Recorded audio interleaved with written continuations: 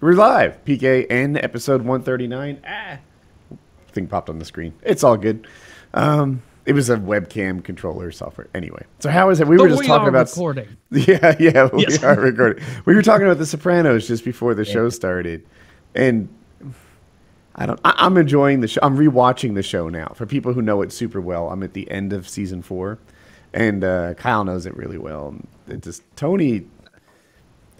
I was saying normally he has a code, and while the code's a little fucked up and it involves murder here and there, at least, you know, if you follow the rules of this code, you can, you know, he's not a maniac. He behaves predictably. He would never kill a person for no reason at all. He doesn't take pleasure in killing. Mm-mm. He doesn't take pleasure in that at all. He certainly takes pleasure in dominating and asserting his will upon others. Like he's definitely a sociopath because of the years of violence. You know, he murdered a man when he was like 10 years old or something like that in that basement. Real life killing and moving and stuff is for him like I play chess. And I don't mean to say I'm a good chess player. I just mean to say I don't show a lot of remorse when I take your rook. You know, like that was the move I needed to make to try to succeed in this game.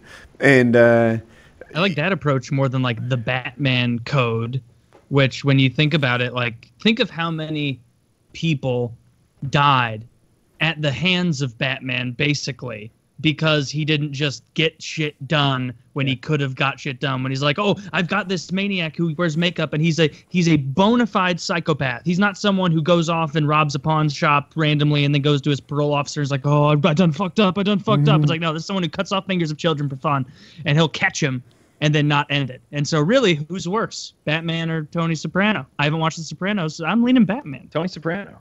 He is worse. He is worse. But I'm sure Taylor makes an argument that I can kind of get behind, though. Yeah, like, I'm sure his community's safe, right? I bet for everybody. Batman is inherently flawed with that code, and that's why I'm glad to see, you know, in the newest version of the Affleck Batman, you know, he's roughing people up. Some people died in that fucking movie. He killed a guy. Right. Wasn't there a scene around his mother's kidnapping? Well, it's Superman's mother, and he's saving her, and he kills a couple guys in that scene. He definitely like maims many people. You know, he's branding folks and stuff. But yeah, I get your point. It's probably a better code than Tony's. Are they confirmed dead in the new Batman? Or because there's a lot of deaths in Batman.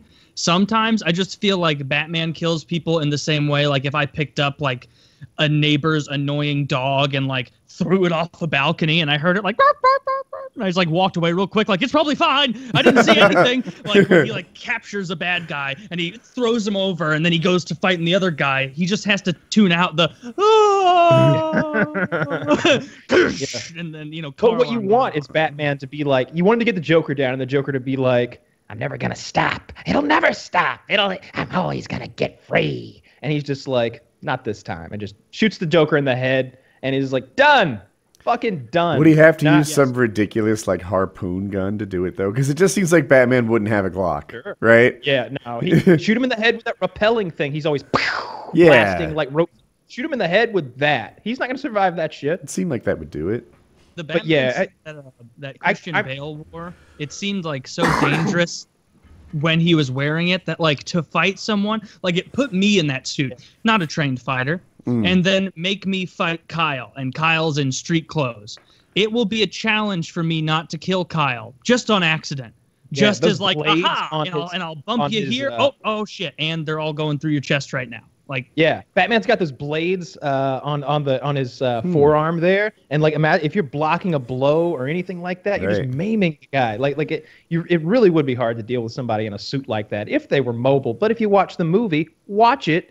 Motherfucker can't turn his goddamn head in that scene. Like when they stick the dogs on him and stuff. Like that's he's like an owl. That's what I was like the entire time I studied Brazilian Jiu-Jitsu.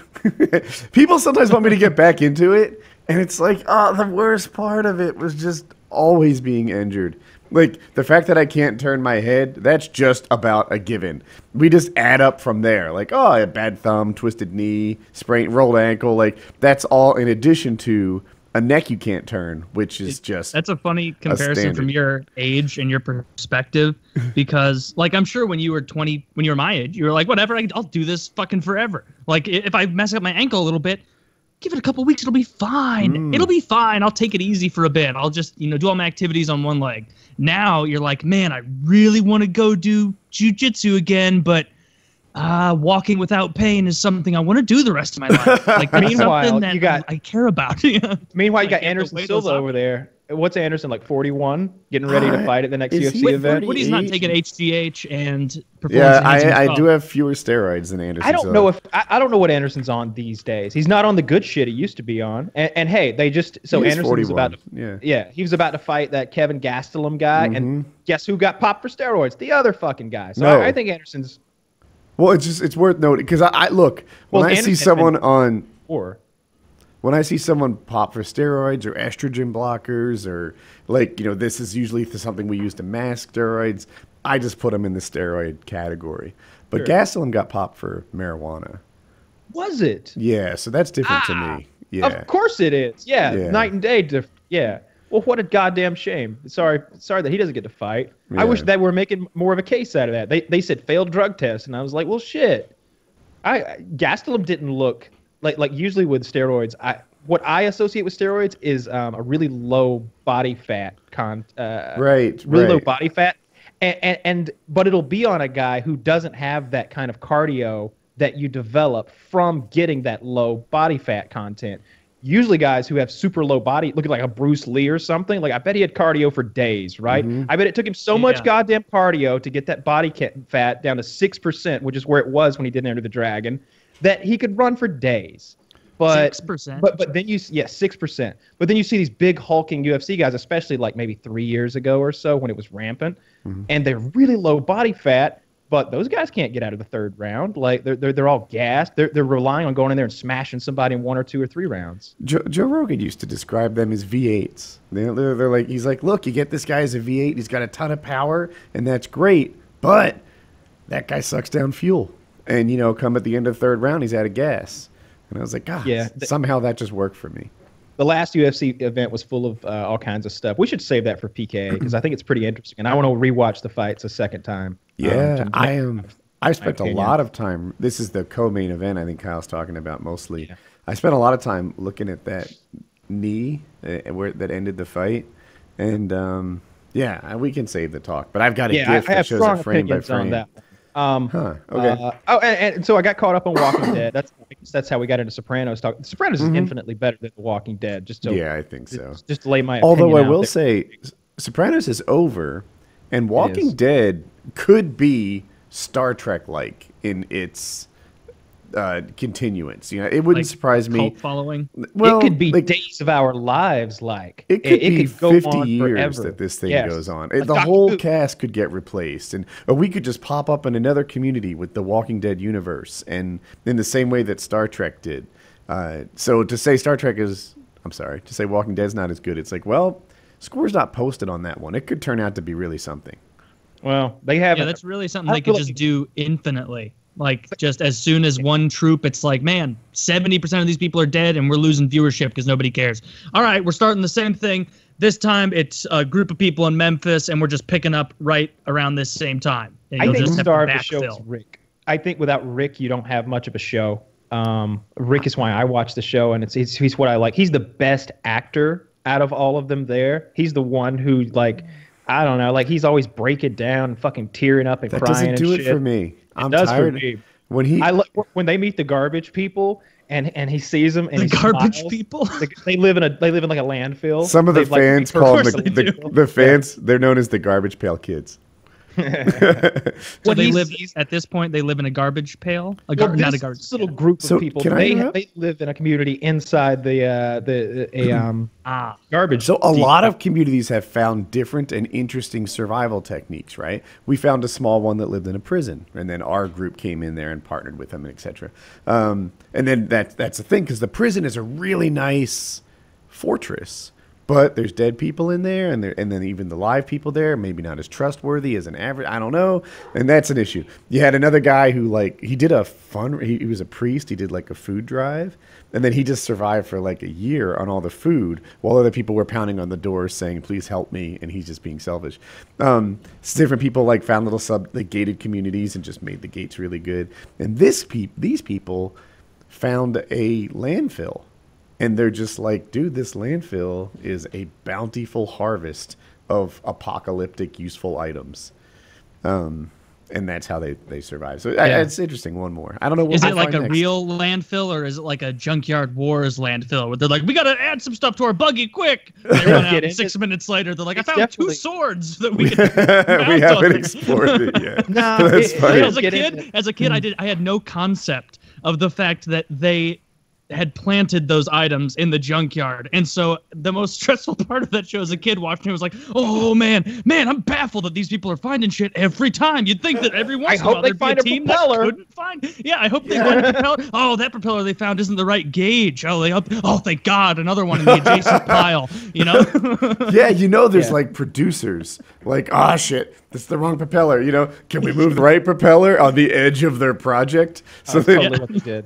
Yeah, that's absolutely what they did. And people, they would submit plans. The garbage dump is bad CGI, honestly. It looks bad, like the garbage dump. Right. I will say this: The Walking Dead in general, their CGI is shit. Oh my God, it is shit. It is bottom fucking television tier, from their fake looking tiger to their fake looking tiger. I'd like to say. I thought the tiger was real. Oh God, no. He's green screened, but I think the tiger's real. I don't think the tiger's fucking real. He does not look real to me. Maybe there's some scenes that have a real tiger in them, like for close-ups, but like when he's moving and he's like sitting there, oftentimes like just on a chain. He's Can fake. we watch some? This is the deer scene in Walking Dead.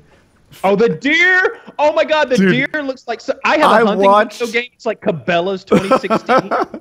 It looks so much more real than this deer. When I'm playing Cabela's 2016, I feel a little sorry for the elk and the bear because they're like, ah, when you shoot them. Look at this deer. All right, are you guys queued up at 0? I'm ready for the deer's terrible. Ready, set, play. I just muted mine. So that deer doesn't look too bad That's yet. right there. It was standing still, so it looks fine. Let's see what happens. Even when it's standing still he's going to climb this thing to get a better angle. He wants to kill it to feed his girlfriend. Yeah, I think earlier in this episode, he prevented the girl from getting a kill, and now he's trying to make it up. Well, she had killed the deer, and she had to give it to Negan instead of. Oh my God! This look is at TV. that deer. That deer's shit. How hard is it to get a goddamn deer? Right? I don't know. I could lend them. There's some. I saw 2 on. When we were in Colorado, I was like, "Hey, you want to get like this like zookeeper to come to our place with a bunch of like monkeys and stuff?" Look at the deer. It's terrible. The deer's shadow isn't going the right direction. Okay. That's man. That's a whole new. Man, I always feel bad for the actors a little bit when I see that, because the actor themselves is just going to go there and be like, be told, all right, you're going to climb up here and you're going to look down like you see a deer and that you're going to kill it. And so they go up there and like have to, or even worse if it's a monster where it's like, you're going to see 3 monstrous toes or like whatever it is. And you look and you see them and they have to be like, oh, just at nothing. And then they watch that clip later of them going, at just the shittiest, weakest, most awful looking CGI monsters, and they just have to sit there and watch and be like, "Oh God, I'm a part of this." That was shit tier. That was shit tier. But zombies look I good, have though. mixed feelings. The zombies look great. That's where they excel. They have a really good FX group. I've met some of those people. Right? Yeah, because it's makeup. A lot of it's makeup, and it varies from like a mask that like probably cost $30 or $40. Like some of the background zombies are wearing masks, but the foreground zombies are really intricate makeup and stuff. I had a friend who is she got to be one of the zombies in The Walking Dead. It goes way back to when like season 3, I think. Like I think that she kills one of the governor's main men or something like that. Like she's like kills him, and you get to see her face, and she got these big green fake eyes and everything. It's fucking cool. But man, that CGI is shit. As far as this, the second half of season 7 and season 7 in general, I guess I have really mixed feelings about the whole thing. Some people felt like it was one of the series lows. Like season 7 was one of the worst of all. After season 2, which is generally agreed upon to be the worst. Season 2 is shit. Other people feel like season 7 was not that bad, and they enjoy the slow burn that brings it. And I like some slow burn. I liked. I wanted to talk about that Bone Tomahawk. Oh well, yeah. I didn't feel like like that this too. was a slow burn. Because I gorged it, right? Like I watched it all at once, or binged it. I watched it all at once. I watched like 9 consecutive episodes one day. I was like, let's fucking get caught up on Walking Dead. And, you know, it was like, oh, well, that moved along pretty nicely. I don't know if I had watched it over the course of 9 weeks. 9 weeks, yeah. Yeah, and maybe that's a failing of the way we're taking the show in, not so much the show. Because I promise you, if you'd watched it all in one thing, you're like, ooh, okay, that leads well into the next one. And then I liked the whole bit with Carl going off and his whole interaction with Negan. I think that showed so much into like the way Negan's mind works. To see like there's that scene where Negan's like, let me see what's under that hat and that bandage, kid. Come on, take it off. And the kid takes off his hat and takes off his bandage, and the kid's been shot in the eye. His eye is gone, the eye socket's gone. It's gruesome. Yes. And Negan's like, holy fucking shit, that is gross. God damn. Oh, no wonder you keep that shit covered up, kid. Fuck. You know, and the kid starts crying, and Negan is caught off guard. He didn't expect that. Because his kid's been kind of a badass. Not only that, but he's kind of unaware that he's affected. He's gonna affect the kid in any way. He realizes that he's like spoken without thinking almost. He's like, oh shit, kid. I didn't mean to fucking hurt your feelings and all. God damn it. Tell you the truth, that shit looks hardcore. That'll scare the shit out of people. It might not be a hit with the ladies, but that's rad as fuck. But there's even a part where he tells the kid, like, you know what? My impression of you is you're a badass. I think that's the word he uses. Yeah. You know, don't go ruining that. Don't change my impression or I'll kill you or something like that. Carl asks, he's like, what are you going to do with me? Because like Carl stows away, goes to Negan's like fucking camp, and like jumps out the back of a truck with a machine gun. And in the comics, he kills 6 of them. In the show, he kills 2 right away. And they capture him and everything. And Negan's like, we've got a guest. He's so impressed by this kid. And the kid Carl asked him, what are you going to do with me? He's like, shit, kid, don't go, changing the way I look at you. I picture you a serial killing badass. Like, don't shatter my image of you now. Like, and because he is, right? He's grown up during this whole zombie thing, and it's made Carl into a real different kind of human being, and the next step in human evolution as far as this world's concerned. Have you read the comics and gotten to the end of Negan's story or what comes afterwards? Well, maybe not the end of Negan's story, but have you gotten to the end of the war? There's like I am well into the Whisperers is where I think your head is. Cool. Yeah. No. Cool. If I'm behind on the comics, it's only by a week or 2. Yeah. Okay. Yeah. You're quite caught up. Probably. Yeah, you're farther ahead than I am, because I know about the Whispers and what they are, and that's about it. I was like, ooh, this will be good for whenever it happens, like 3 years from now. Yeah, no, they're in the midst of a Whisperers battle in my timeline. Yeah, cool. So it's there's a lot of stuff to take from those graphic novels. I just don't know how I feel about it. I enjoyed it. I watched the whole thing, but it was not excellent. It was not great. And I felt like there were a lot of moments where I was there like, God damn it, that's bullshit. That wouldn't happen. That's fucking horse shit. Like, don't write yourself into a corner and you won't have to write yourself back out of one. It's so simple. It's not like, oh, well, we have no choice but to live in this, write stories in a zombie world. I guess they have to be stupid. Like, no, that's not the case. You have a choice, so you don't have to write your characters into a position like when they're at the gate and all of the trash people have them at gunpoint. Everybody we care about in the show is at gunpoint. And anybody who's ever held a gun knows that what it takes to make a gun go off is the slightest twitch of your goddamn finger, and it happens in 1/10 of a fucking second, plus a 1/4 second of your reaction time. Done. It's over. And there's this moment where there's a mild distraction. And it isn't even a distraction that would distract any of the people holding the weapons, and all of our heroes turn around 180 degrees and start blasting away at the bad guys. Like, it's just silly. Like, if there'd been an explosion that knocked people on their feet, if there had been a flash of light that literally blinded people and our heroes knew to close their eyes, if there'd been gas attack, or if there anything. So anything but what they did is your problem with it? Yeah. But some guy from 15 feet away went... Yeah, they saw a rare bird. And then, like literally what it is a zombie surprisingly comes on the scene. One zombie tackles one guy, and everybody's like, ooh, kind of caught off guard when this happens.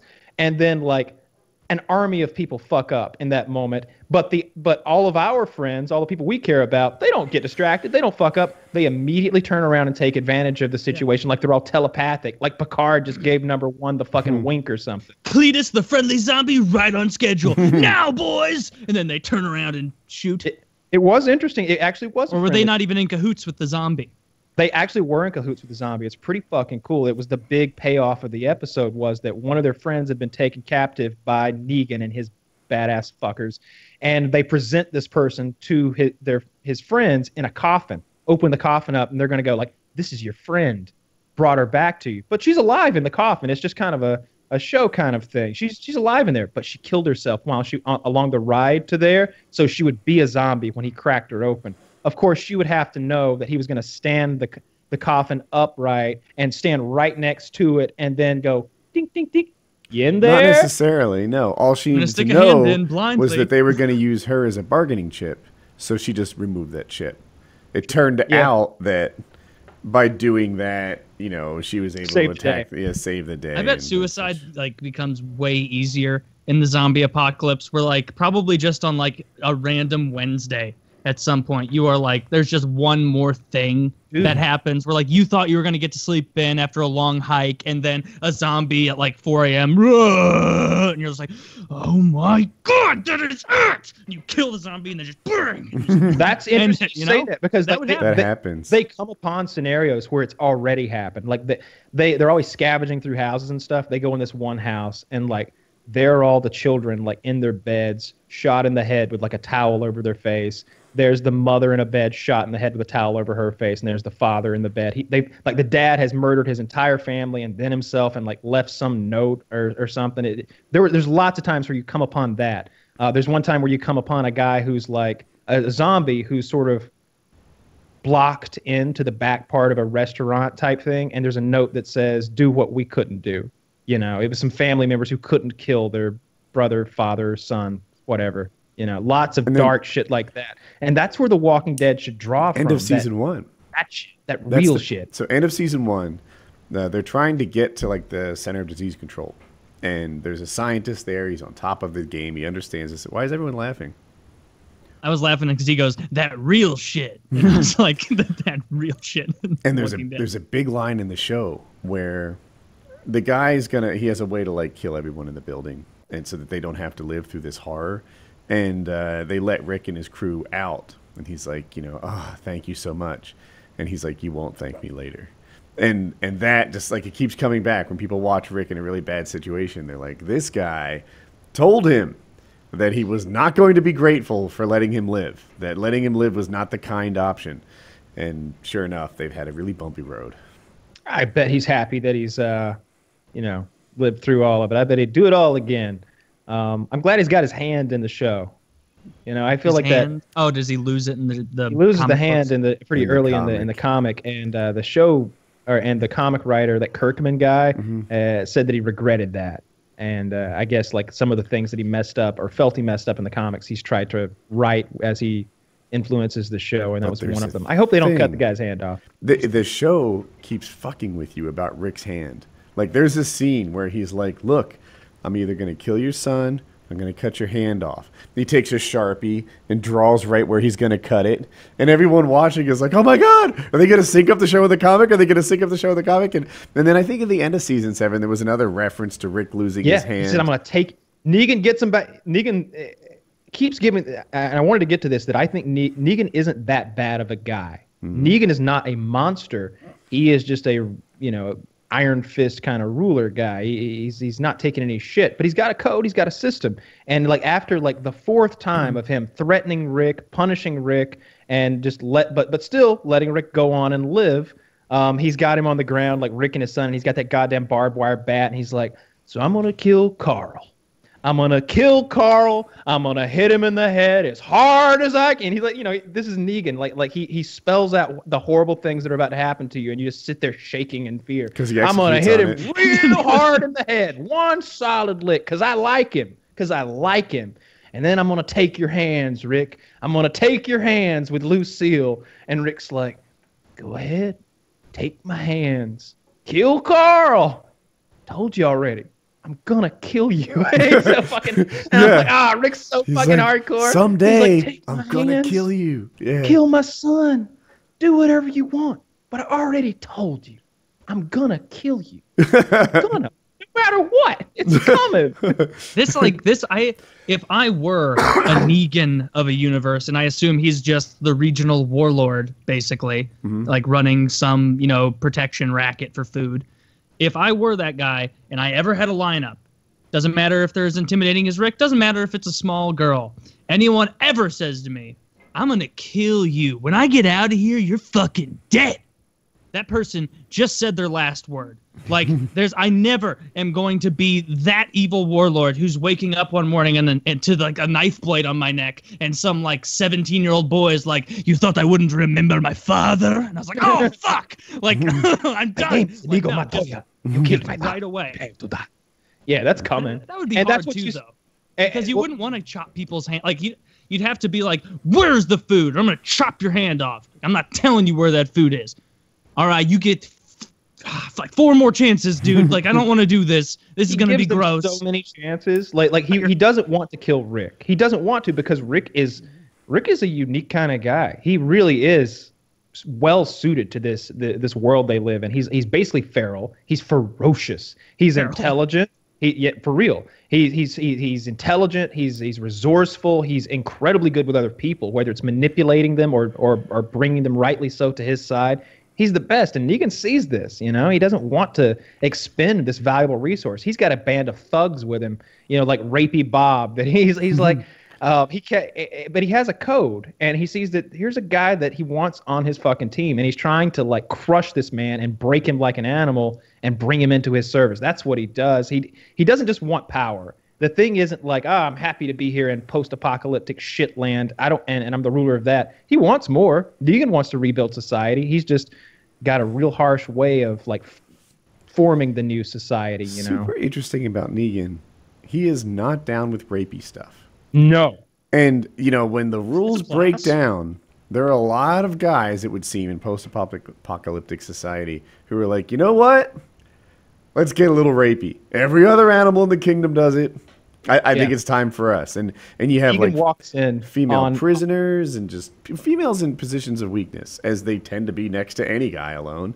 And Negan does not allow that rapey shit. Negan walks. That's a good point. Like this zombie apocalypse ever does occur, like there's gonna be a lot of newfound like cropped up murderers and rapists and shitheads who just do stuff for the fuck of it. Like even before it even gets like totally bananas, not like walking around on this road 6 months in and you see someone, you just kill them or rape them for the fuck of it. Like 2 days in. During Katrina? Yeah. Look at all the rapes and assaults and murders in at the Superdome back during Katrina. Like, it doesn't take long for society to melt down and we become pretty feral ourselves, it seems. Especially in big groups like that, concentrated together, it doesn't work. Yeah, you get the crowd mentality where one person does something crazy and then you go, well, I can do something crazy, or that person just did something crazy and they got an extra bottle of water. I'm not going to be the person who doesn't do something crazy and misses out on water. Or 10 people are doing something crazy and you feel like you can't do anything to stop 10 people. Yeah. I like his code though. I like the anti-rape thing. He walks in. He walks in on like one of his guys in the early stages of like raping a female prisoner. He's like ripping at her clothes and stuff, and he's like, "What the fuck is going on here?" And the guy stands up like, "Sorry, Negan." And he's like, "Were you about to rape that woman?" He's like, "Well, no, shut the fuck up. You were about to rape that woman." God damn it, what am I going to do? And he just sticks a knife in his fucking belly and fucking kills him right there instantly. And then he starts talking to the woman. He's like, you see, I'm not a monster, but I got people like Rapey Bob here that want to break the rules. And when that happens, people die. And so this is what, it's great. I like that he has these Rapey Bob. I think that's what he called it, like Rapey Joe or something like that. It's like, yeah, I like this. He's not a rapist. He has a code he follows by, and he really does. In a lot of ways, I like Negan, and I think Rick could have become Negan if he'd just been in a slightly different group. If his group had been... It's a funny thing to put on like your post-apocalyptic like CV, where he's like, oh, Negan starts fires, not a rapist. Excellent. Like, it's such a low bar of morality that someone not being a rapist is like, wow, this guy's got his head on straight. Starts fires, doesn't need insulin, not diabetic, and doesn't rape. I really like this guy. Right? We talked about the communities, and Negan's community is set up in a way that's pretty similar to our modern day lives, if you really boil it down, because you've got all these guys who work for him, and that work is scavenging or enforcing, the agreements, which are very one-sided, with the other groups, so, basically extorting people. But they get paid in points, and then you spend those points in the store for the items that were scavenged by everyone. So everyone's scavenging and piling this shit into the store and accruing points as they scavenge, and then you purchase what you want with points. So if you need insulin, that costs points. If you need bread, that's points. Everything is points, right? And I don't know. It seems like a good fucking system. I think that Rick could have easily become Negan if instead of like women and children and suburbanites, he had bikers and thugs and rough, tough customers that needed a firm iron hand to be like, you raped, you get the iron. We got to nip this in the bud, Does Taylor know what the iron is? Taylor doesn't know what the iron is. I don't know anything about this show. I've made a lot of inferences. As a punishment in the show, they take an iron. It's an old-timey iron. It's the old-timey. Yeah, it's not plug-in. You just heat it up on a fire. They put it in a furnace, like a smelting furnace, and then they bring it out with big gloves and like a long hook. And then he takes that iron with some more big gloves and he sticks it to the side of your face when you've broken a major rule. Now, the 2 times I know about it happening. It happened to Dwight that works for him, and it happened to another guy that works for him. Both of those people slept with Negan's wives, plural. But those wives in both scenarios were the men who got Burn's former wives. Because what happens is, if you want to marry Negan and leave your husband, the point system doesn't matter anymore. Everything's free. You're off the point system. So maybe you're a hot chick who has a mother who needs insulin. You might leave your husband and marry Negan so that your mother gets her insulin. So okay, no wonder this guy's anti-rape. He has an entire harem of women who he gives free shit to, which just means, hey, you no raping for you. I'm going to go back to my palace room in this fucking Marriott or wherever they're living and have sex with all these women who don't want to have sex with me at all, but they will because their kids are hungry. Or whatever it is. Like, this guy, I'm souring on his moral compass, Kyle. I'm not convinced anymore. I like to watch Taylor put 2 and 2 together. Like, wait a minute. This guy who kills people with baseball bats wrapped with barbed wire. There's no meshing going He on. might be bad. What's great about Negan is there's a few characters in the show who aren't bad enough to warrant, say, Rick killing them. This guy isn't an outright villain. He's just a douchebag, Like whenever there's a decision to be made, he'll take the cowardice way. He'll take the me way.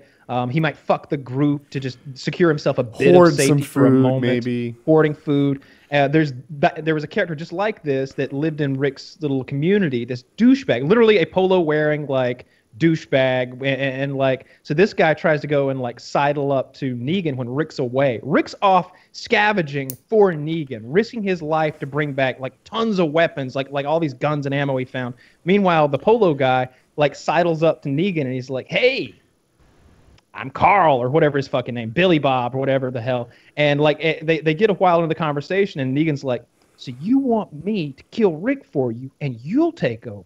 Let me think about this. Rick's out there, and his voice is raising every second. Rick's out there busting his ass for me right now, bringing me God knows what kind of goodies. You are here, and you're afraid of him. You want me to do your dirty work for you? You know what your problem is? You got no guts. And then he sticks a huge Bowie knife in the man's stomach and disembowels him right fucking there as fast as I just said it. And he goes, oh, my mistake. I was wrong. There your guts are. They were just inside of you. And holding his guts. Negan is, whenever Negan's on screen, you're like, all right. He sounds like, this may sound weird. He sounds like a less evil Ramsey. Right? No. Because Ramsey likes to torture people. Negan doesn't like inflicting pain. That's what I'm saying. Negan is less evil than Ramsay. Ramsay delights in inflicting pain, and Negan seems to be someone who likes everybody around him to think that he doesn't enjoy inflicting pain, but he seriously does. Because I don't think he does. I haven't seen the show. I'm just going by what you guys are saying. He tempers his own violence a lot. He really wants them. Is this the man who burns people with irons? Yes. But the man who sleeps with his wife. Does he beat people with bats wrapped in wire and damage? He only think about the no. But wait. But to be fair, I'm sure that it was a henchman who did it. He obviously isn't someone who just likes to murder under the auspice of protecting others. Like that wouldn't be what he did, right? He whooped him with that bat. Oh, he was the one who did it. That you know why he whooped him with that bat. I don't need to watch this show. Very important. I gotta send a message. He killed one of them with a bat. He was like, "Look, you killed 30 of my men in their sleep while they were at work," because that's what Rick did. He went to a place where 30 of Negan's men and women who worked for him crept into where they stayed and stabbed them in the skulls while they slept. Killed and murdered them all, thinking that was all of Negan's men when it was just one little band of them. An outpost. And so Negan kills one of Rick's men. He's like, "I gotta let you know that shit ain't cool." He's like, "That shit ain't cool." And then somebody jumps up and like tries to hit him, and he's like, hey, you get one for free. But the next time that happens, I will shut that shit down. So he kills one of them, and then another guy jumps up and takes a swing at him again. He's like, I just went through this. I was just laying the rules out to you 30 seconds ago. I said, I have to kill this guy because you killed 30 of mine. Seems like a small penance to pay. And I said that you get the first one for free when that guy tried to hit me. And with the second time, what did I say? I will shut that shit down. Well, back to it. And he kills another one. He fucking turns around and smashes the guy that everybody loves and just beats his eyeball out of his head. And now he's painted as some kind of a villain. This is something I like about Negan.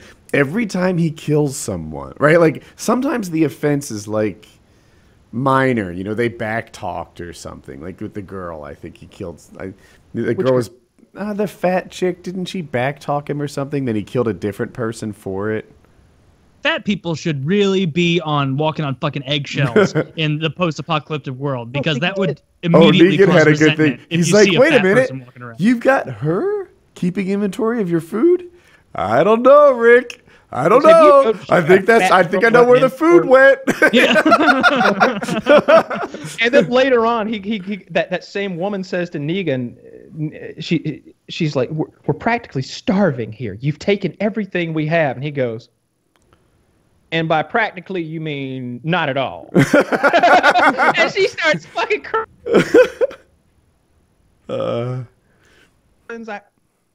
I'm sorry. I didn't mean to hurt your feelings. And you see him do that. That's twice you've seen him do that. So that's why I think that, like, dude, not used to hurting people's feelings. That should be the big punishment in the apocalypse, is eating to the point of getting noticeably fat.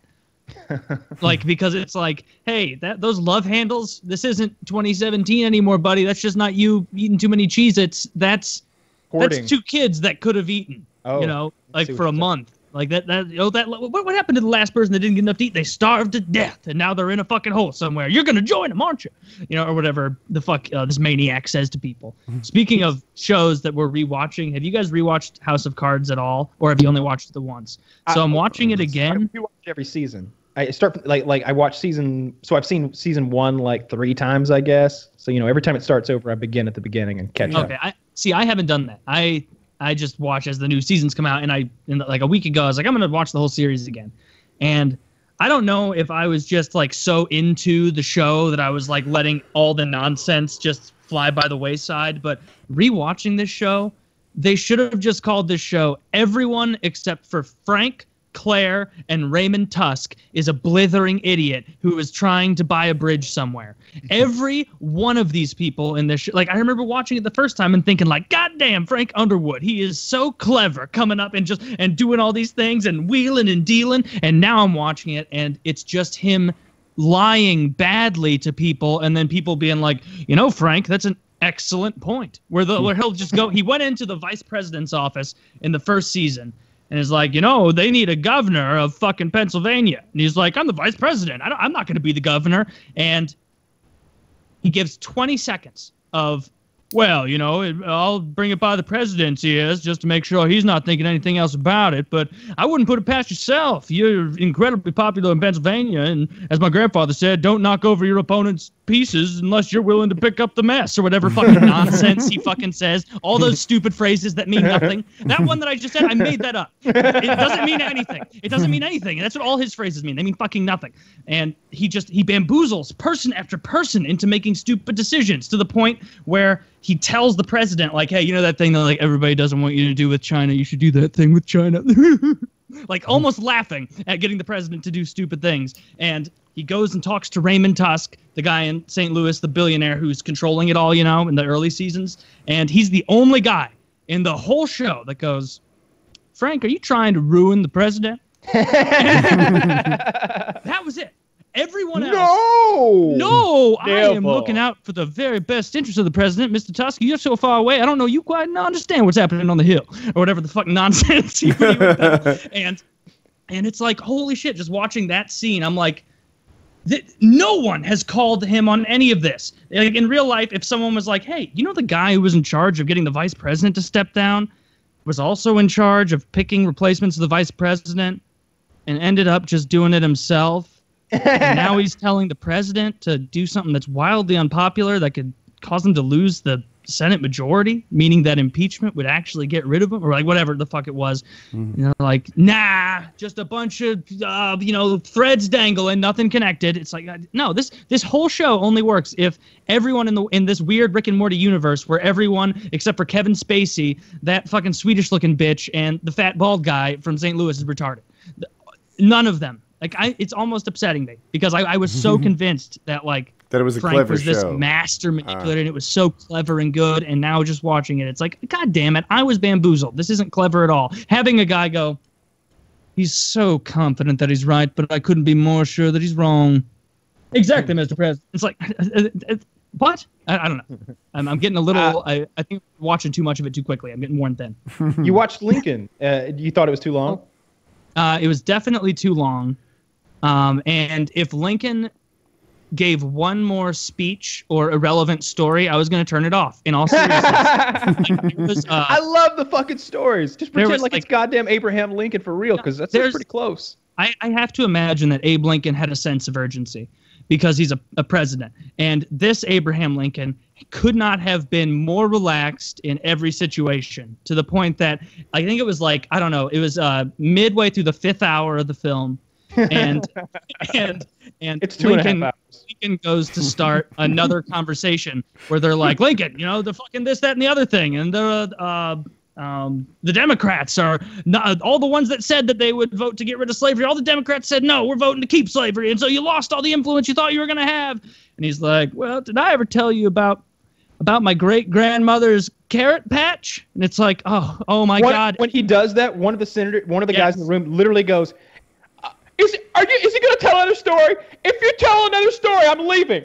And then he carries on the story, and the guy fucking leaves. And he leaves. I was talking about that exact scene because that is the only thing that let me finish that movie. Is the fact that character piped up and said, "Oh my God, if he tells another tale," or like whatever the fuck he said. Like as soon as he said that, I'm like, all right, I'm not alone here. This guy understands. I'll watch the rest of the movie. But if he that is a movie that could have been 40 minutes shorter, and it wouldn't have lost a thing. It would have been better.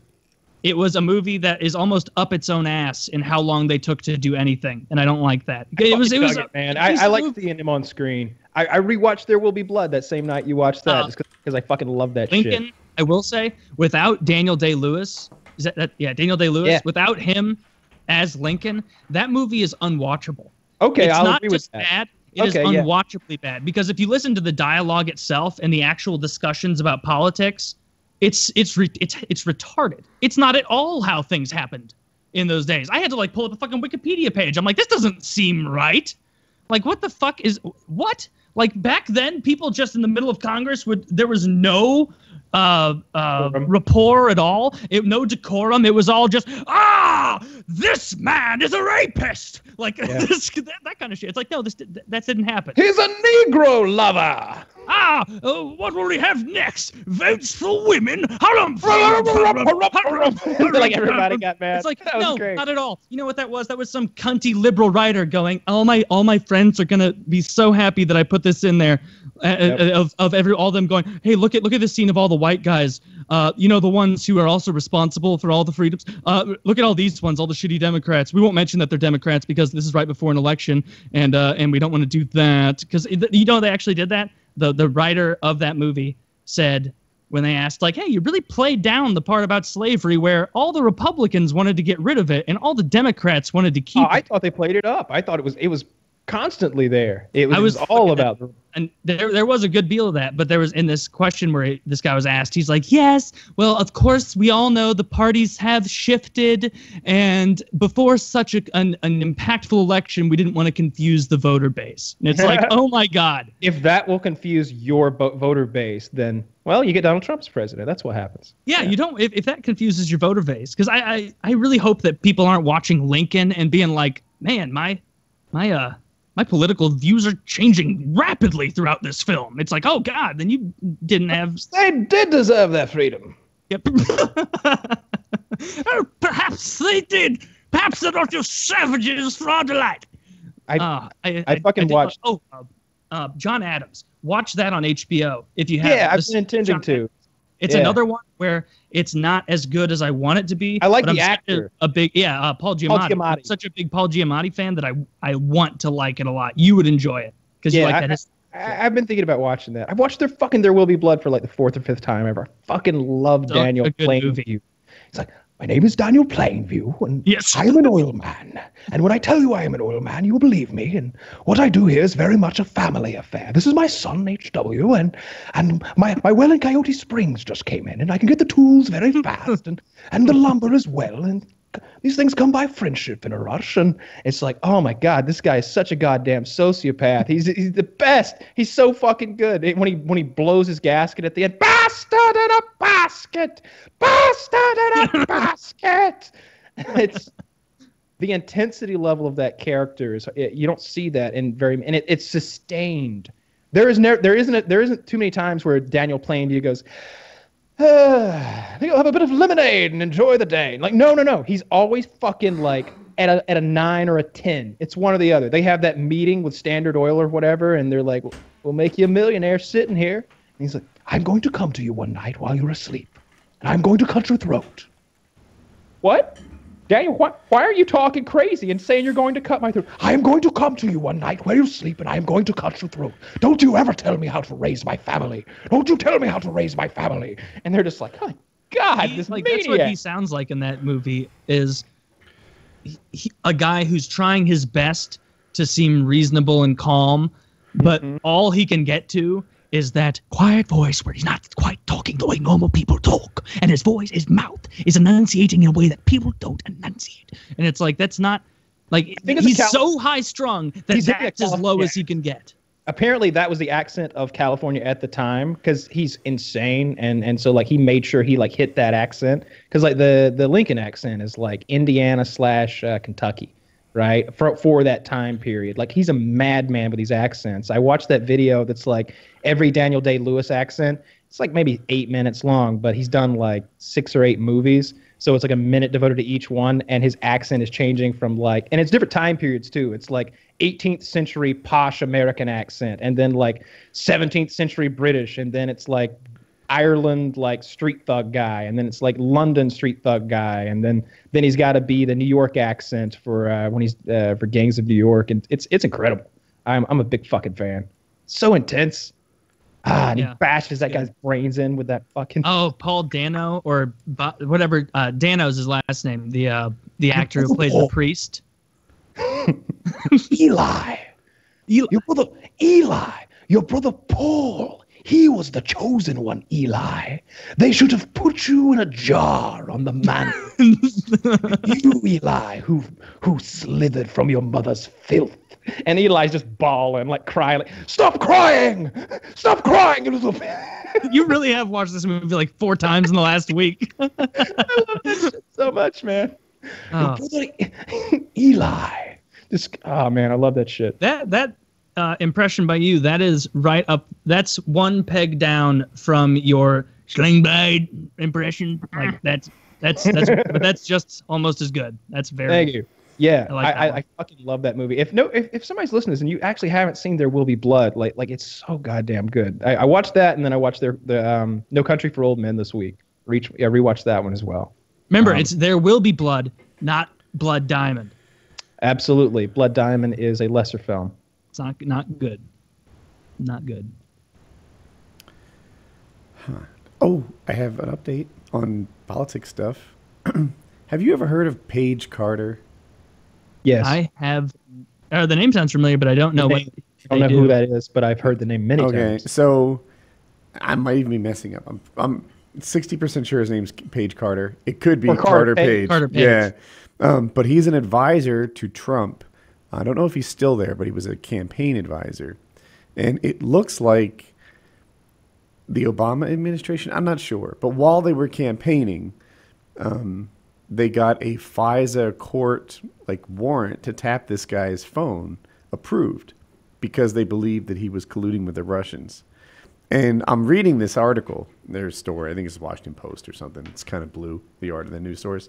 And I'm like, depending on whether you wear blue or red colored glasses, either this totally justifies what Trump has been saying. I told you my phones were tapped. I know I said Trump Tower was wiretapped, but they wiretapped my man here. So, he's a guy that I talk to, and then that's like wiretapping me. If you wear the red glasses, you wear that. If you wear the blue glasses, it's holy fuck. This is even more smoke, with regards to Trump colluding with the Russians. A court actually approved a wiretap on this guy to catch him in colluding with the Russians.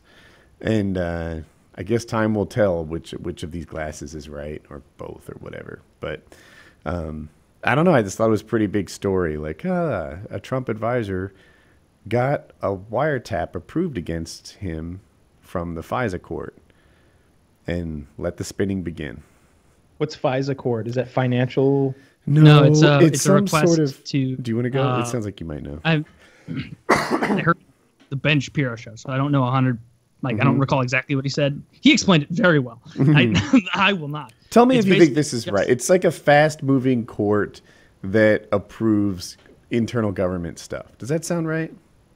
Yeah, in regard to gathering information on foreign officials. Okay. Yes.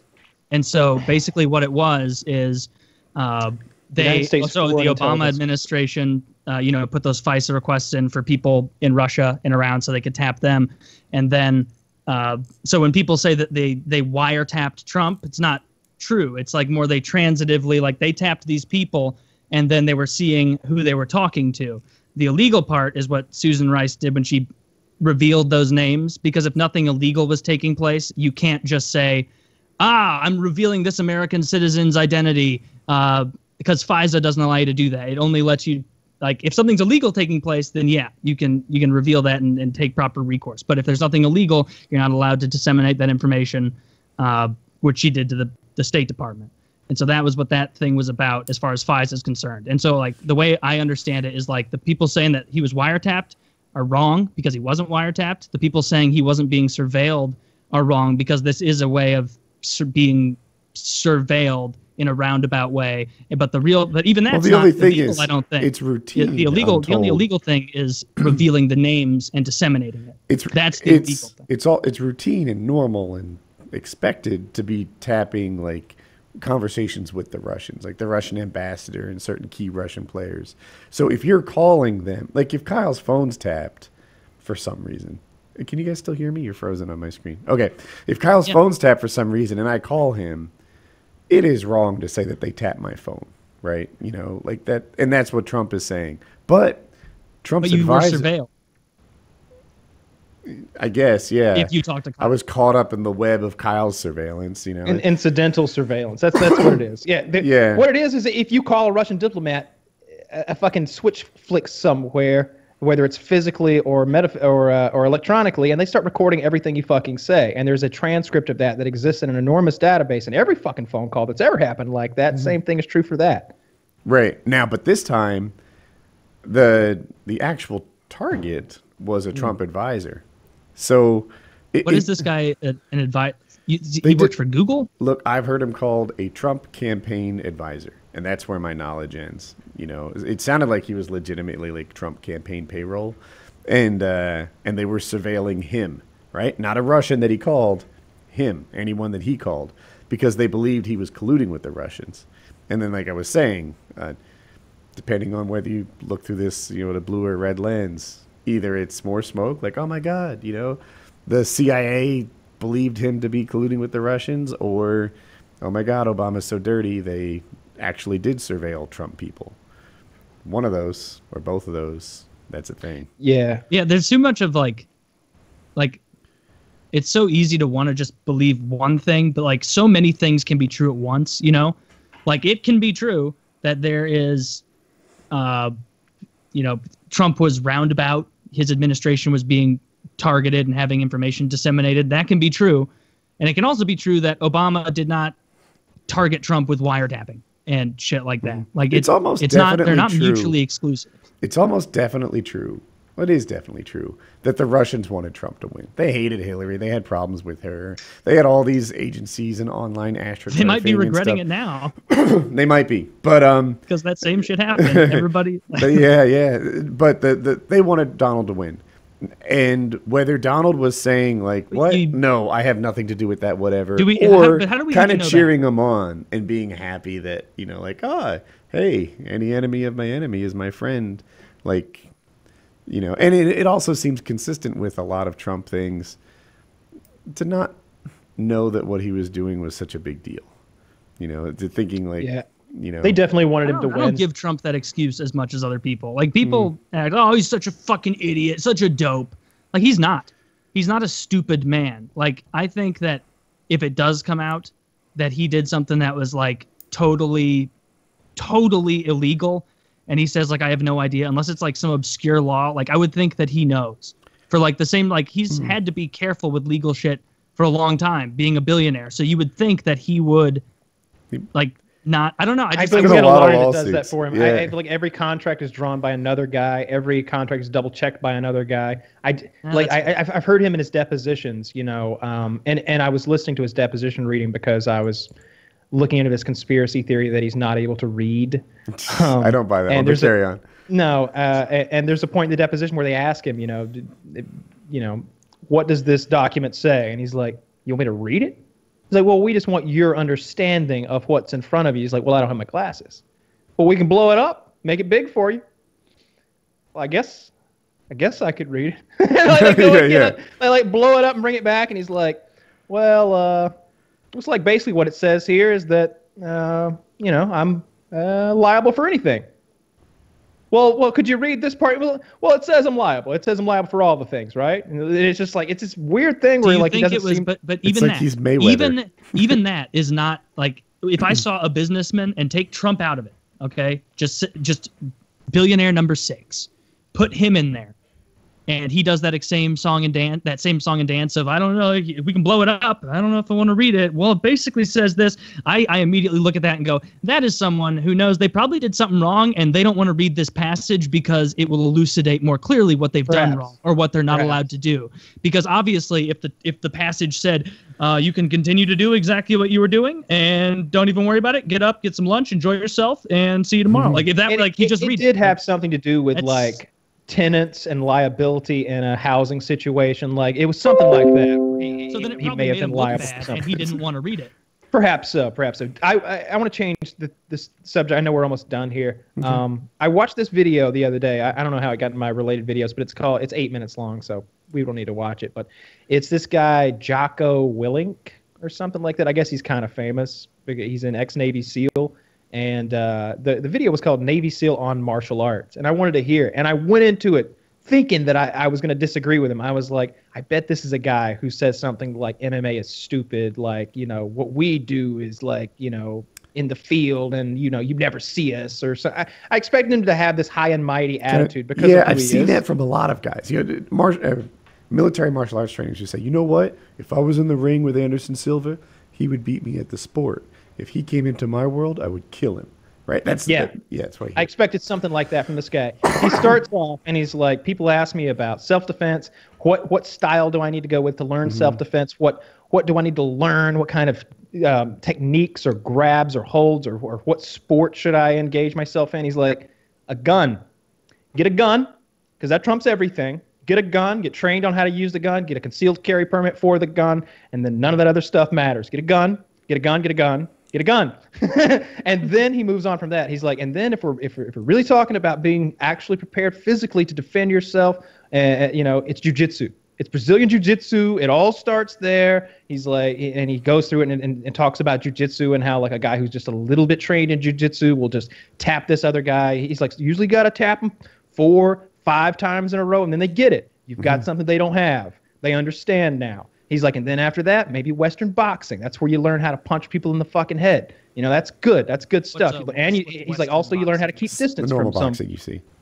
And also you learn how to keep distance, which is important too. And then he's like, then I think he said maybe Muay Thai. You know, it's a different kind of striking. He's like, and then maybe some wrestling. You know, and if that's what you want to do. And then, of course, if you really want to get crazy, you learn knife fighting and stick fighting and all that stuff. And it's an 8-minute video, so it boils down to all that. But I loved how he started with me too. gun.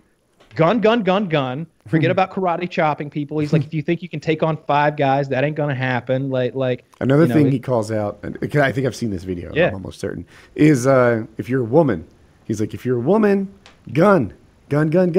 Even if you train, you know, martial arts for 6 years, you might still lose, but with a gun, you'll win. You know, that's the equalizer. And what I didn't say, and Kyle has experience with this. I think pepper spray is a decent second place. What do you think? Here's why I have some pepper spray. I have some like OC spray that's like tear gas and pepper spray. And if I shot, and in my thought process, I'm like, I don't want to fucking shoot some maniac who's like causing a problem with me at the gas station, but I might fucking tear gas his ass. What if he's a drunk? Oh God, he'd drugs or something. Ever. That would do the trick. But my thought is like, you could power your way through it, I think. And what if he's got a knife, right? And he doesn't need to be okay in 30 seconds. He doesn't need to be able to see. He just needs to be able to like run at me and like stab me a bunch of times. And even though he's blind and like in pain, he's still stabbing me, and I'm in a lot more pain, right? I'm dead. So like a gun is just gonna fucking trump the shit out of that. But I like pepper spray. I'm telling you, when I got shot with pepper spray, I wanted no more of anything else that was going on. And it wasn't a choice that I was making. It wasn't at all. It was the choice was being made for me.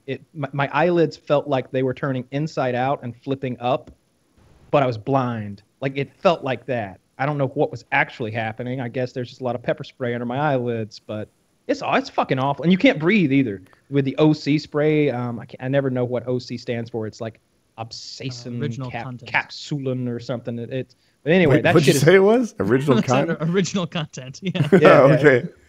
It's not what it stands for. It stands for some real bad shit you don't want inside of your body. And when you inhale that stuff, like the amount of snot that comes out is startling. You're like, this is all snot, right? Like my brain isn't leaking some sort of fluid, right? Like this isn't stuff I need because so much snot is flowing. And the burning doesn't stop for like 20 minutes. Completely incapacitated. But still, it's like that thing runs out of juice.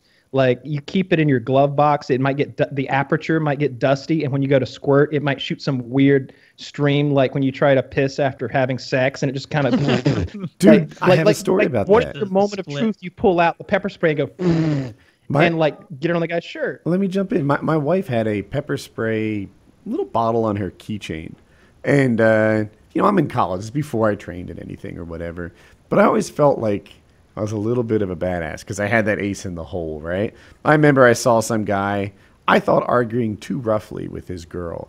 And I just hung around a while, in case that guy needed to be pepper sprayed, knowing it was there. It's like if you've ever concealed carry a gun, not that you look into trouble, you just know that if trouble went down, like you kind of know you have a gun, you know, like that's a thing. I kind of knew I had pepper spray. And then whatever, 5, 6 years later, we were like, you know what? Let's do it. Let's make the pepper spray go off. It was like a fire extinguisher with no pressure. Like it had just leaked and became not a weapon somewhere. I'm sure there was a dried up clump of pepper spray in the bottom of that little can. And it you know, yeah, it wasn't, like Saber it didn't work. Saber Red is the good stuff. SABRE Red. That's I'm on that what website right now. I was trying to find out what OC stood for, but I didn't come up with it. It's like Abscison Chemicaps. I can't even pronounce the shit. It's a long word. No, I can't. But you it's like awful. Saber Red? My wife had it, and that's what I got shot with. It was a little smaller than that. It was a little keychain, and it had a leather like pouch for the pepper spray. Her father had bought it for her because sometimes she walked from classes to her car in a parking lot, and you know it's a good idea. Maybe I should do that for my daughter. But I ordered some off Amazon the other day. It was like $12. I got it's about this big, about that big around. And it's this. I test it. I always test those things because of the scenario you just described. And I just gave it a little like one of those, and it's fucking. I'm like, oh yeah, that'll do. That'll do. Yeah, this particular one, I think that when you used it, you like broke a seal. Like you couldn't just give a 1 second squirt, like a fire extinguisher. I don't know if you've ever like made if one of those and then just expect that thing to leak out. Like you've broken the seal, you need to take it to someone to get it fixed again. Really? Not all fire extinguishers? I thought that was all fire extinguishers. Well, you could pull the pin on a fire extinguisher, then put out a fire, and then sit it right back down. And the next day, pick it up again and put out another fire. And then the next day, pick it up again and put out another fire. And Maybe then yours a is year better from than now, mine. pick it up again and put out another fire. With mine, I swear I know this to be true. I spray it a little bit, and then you come back 4 days later, and that little pressure valve has gone to the red, and it's done. Yeah. Okay. So I don't know. We use the CO2, not CO2, but is it Type C? I buy you look bunches at the ratings. Yeah, I buy bunches of them at a time. I can get them for like $6 a piece, already charged. And I don't know. I like playing with fire extinguishers. Oh yeah, no, mine are like $50, and I usually make like the cheapest one. They're like, hey, this puts out wood. And it's like, no, because sometimes my fires are like grease fires. Scarier than that. Yeah, it's engine normally fire. It would be $50, but I'm going to the place that like refills them, and he's got some that are no longer like serviceable. So you couldn't refill it and then put it in a business because of the like federal requirements that your business needs a Type B fire extinguisher 8 feet from the stove. You know, they have those requirements with restaurants and such. But like, so this can't fill that need anymore. So it's not worth very much. But I'm gonna take it in the field and like do something silly with it. So right. It's just for whatever fires the firecrackers started. Yeah, you know. or if I'm doing something else silly with it, I like shooting those things and making them explode and put stuff out. That's fun. And I like spraying them too. That's fun too.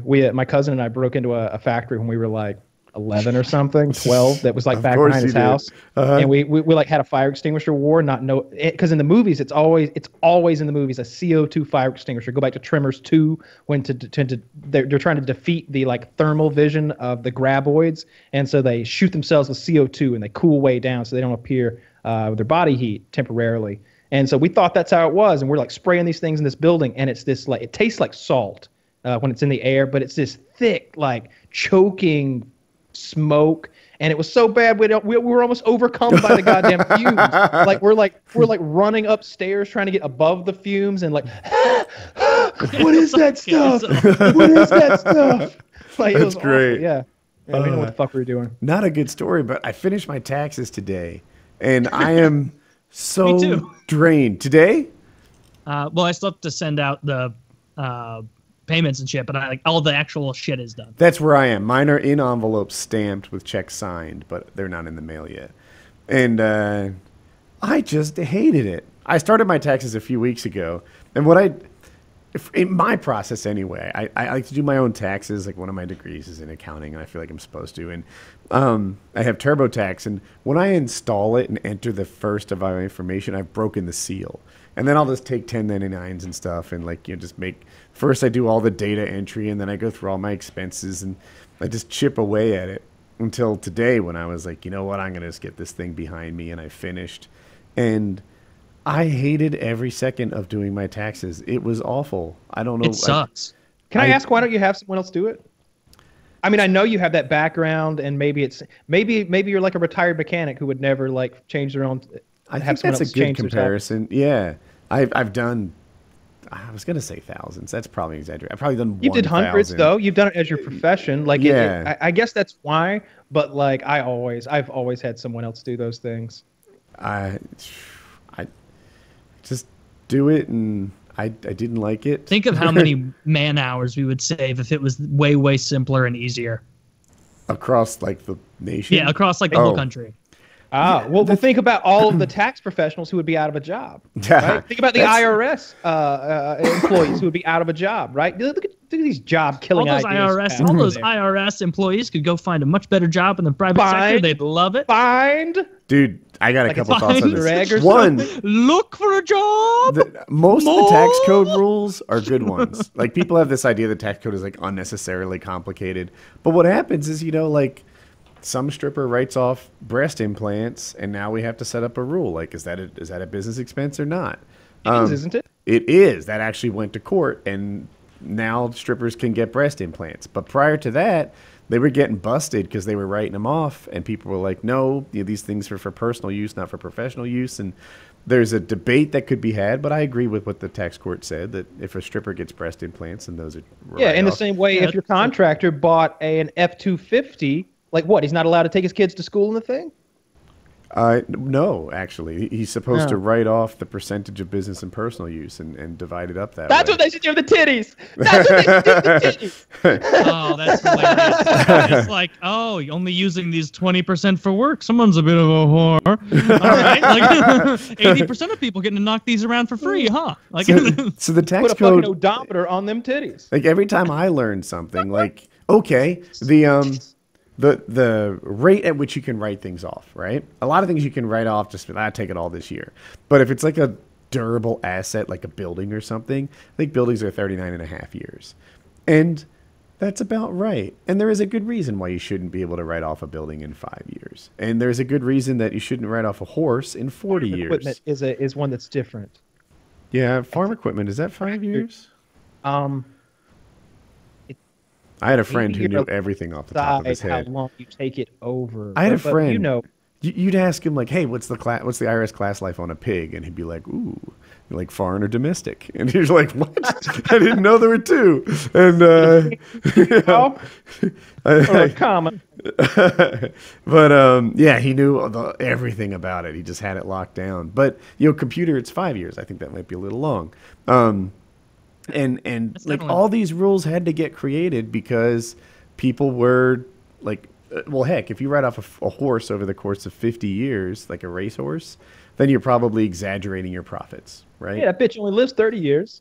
And he probably only races, 5? I'm making that up. I don't. But the stud money has got to be like I feel like I don't know shit, but like I've been to the horse auctions in Kentucky and maybe for sales or something like that, and like I've heard all these crazy stories about these Japanese guys and these Arab guys who are also both like there's these Japanese like car guys, like that's how they made their billions, and then there are these Arab oil guys who are infinitely rich, and they all compete to buy these ridiculous thoroughbred horses that can be millions of dollars, and oftentimes they purchase this crazy expensive horse and they're like, never race it, only stud him. And they like move like whatever, but everybody's but he's the descendant of 2 Triple Crown winners, and Smokey's ghost, and like Billy Bob's mother, and the Tycoon West, and that bloodline's here, and they're like, he'll be a stud horse, for I say it shall be. And then they just do that. Like they talk about the money that gets thrown away on those fucking things. I shouldn't have chosen an area in which I'm so ignorant. But if you run a small snowplow business, you write off that truck over 10 years.